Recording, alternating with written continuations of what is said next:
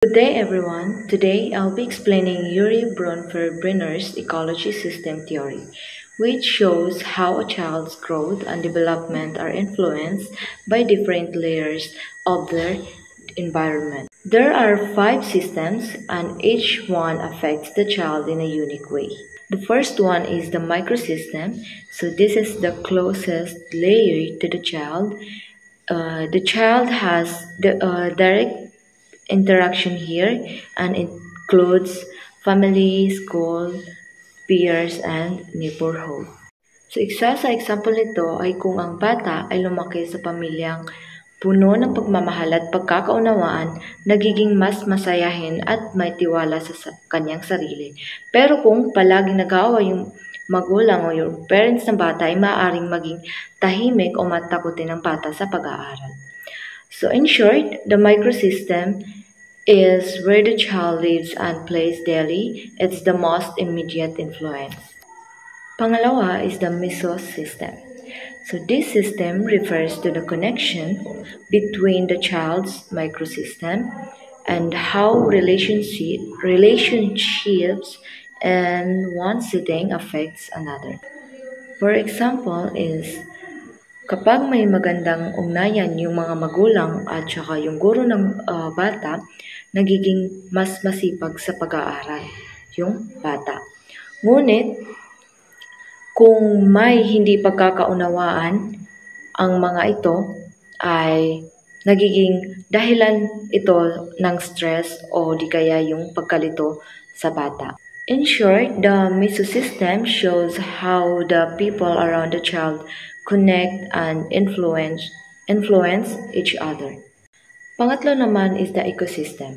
This includes the larger social systems that don't directly involve the child but still affect them indirectly. For example is kapag nawala ng trabaho ang magulang ay hindi man direktang kasali yung bata is naapektuhan o maapektuhan siya dahil sa kakulangan ng pera o pagbabago ng ugali ng magulang. O di kaya ay kung masyadong abala ang mga parents ng isang bata sa trabaho ay nababawasan ang oras nila sa kanilang anak. So in short, the ecosystem affects the child through things that happen in their surroundings even if they are not directly involved. Pang-apat naman is the macro system. The macro system is ito yung in the outermost layer which includes culture, values, customs, and laws. So example is sa bansang Westerns is tinuturuan yung mga bata na maging independent, samantalang dito sa Pilipinas naman is binibigyang halaga natin yung paggalang sa mga nakakatanda sa pamagitan ng paggamit ng po at opo. In short, the macro system is about the cultural environment and beliefs that guide how a child is raised. The last one is the chronosystem. This system involves the element of the time, focusing on how life events and changes affect the child's development. Sa chronosystem is meron tayong dalawang effect, the external and internal effect. For example is sa external effects, kapag naghiwalay ang parents o nagkaroon ng bagong kapatid, yung isang bata is nagbabago ang emotion at ugali ng bata. Sa internal effect naman is kapag nagkaroon na ng regla ang isang babae o nagsimula na siyang reglahin, ito ay nakaka-apekto sa kanyang emosyon at pananaw sa sarili. At kung ang bata ay may maayos na at pare-parehong routine araw-araw, mas nagiging kalmado siya kaysa sa biglaang pagbabago ng gawain.